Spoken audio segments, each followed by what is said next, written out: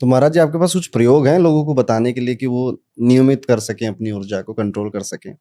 क्योंकि मन बड़ा भागता है, डिसिप्लिन नहीं है लाइफ में और सारा दुःख इसी से जुड़ा है। मैं एक चीज आपसे निवेदन करूं, एक तो भोजन और एक निद्रा,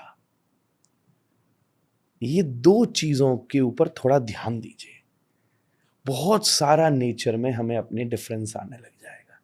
बिल्कुल सीमित सा प्रयोग है। नींद को एक थोड़ी देर की भी हो पर गहरी लेना शुरू कीजिए। उसके लिए टेक्निक्स अपनाइए, जो टेक्निक आपको अच्छी लगती हो। म्यूजिक अच्छा लगता हो, योग अच्छा लगता हो, एक्सरसाइज अच्छी लगती हो, रीडिंग अच्छी लगती हो। आज नींद और भोजन, इन दोनों चीज के ऊपर सबसे ज्यादा प्रभाव है।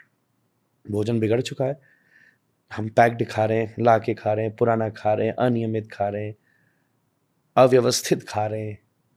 भोजन बिगड़ने से और नींद, इन दो का हमारे मन के ऊपर सबसे बड़ा प्रभाव है, सबसे ज्यादा प्रभाव है। अच्छा, और ये दो चीज ही ऐसी हैं अरुण भैया, जो न कम अच्छी है न ज्यादा अच्छी है।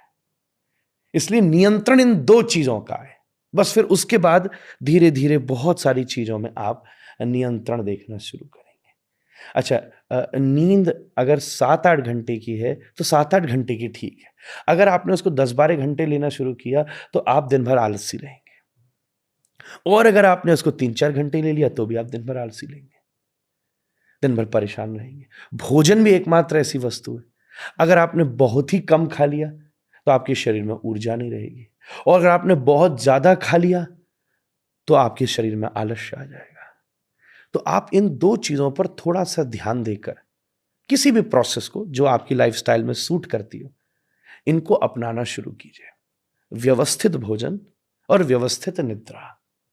आज की उहापोड़ दौड़ा भागी के जीवन में मैं स्वयं भी आपसे कहूं कि मैं इनको एक समय पे नहीं ले सकता, पर यह कह रहा हूं कि जब ले रहा हूं पूरे आनंद से ले रहा हूं, पूरी गंभीरता से ले रहा हूं। ये बिल्कुल नियमित दिनों में होने वाली चीजें हैं, और दिन में सबसे ज्यादा होने वाली चीजें हैं। भोजन और निद्रा, ये दो चीजें हम सबसे ज्यादा दिन में इनके साथ में होते। इनमें से भी अगर आप कहिए कि कोई एक चीज पहले शुरू करनी है तो वो मेरे हिसाब से अच्छा भोजन है। निद्रा भोजन को प्रभावित कई बार नहीं करता, पर भोजन निद्रा को प्रभावित करता है। यहीं से हर चीज का नियम यहां से शुरू होता है सनातन संस्कृति में।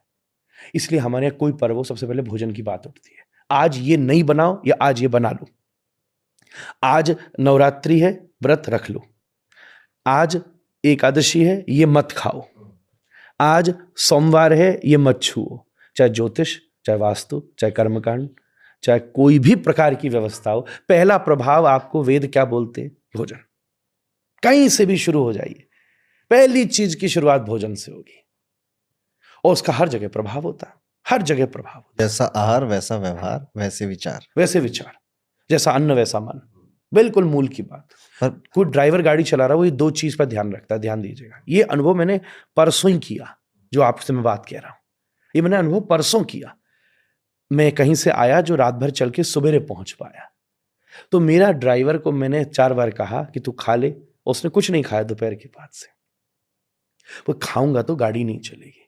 तो गाड़ी चलाने के लिए भी ये दो चीज ड्राइवर साधता है, किसी का भी ड्राइवर हो, भोजन और निद्रा। वो ऐसा खाता है नींद नहीं आए, इतना सो लेता है कि गाड़ी चला सके, है कि नहीं? ऐसे जीवन की गाड़ी भी ये दो चीज से सध सकती है।